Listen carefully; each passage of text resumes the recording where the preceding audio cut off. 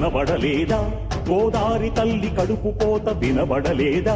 గోదారి నీళ్ల రక్త ఘోష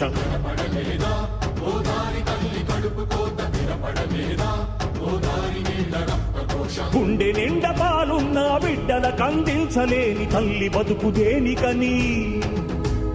వీళ్ళు నింపె నీళ్లున్న సముద్రాన పడిపోయే శాపం తనకెందుకని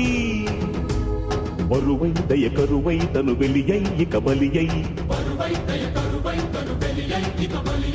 ఉప్పు సాగరాలలోకి వెళ్ళలేక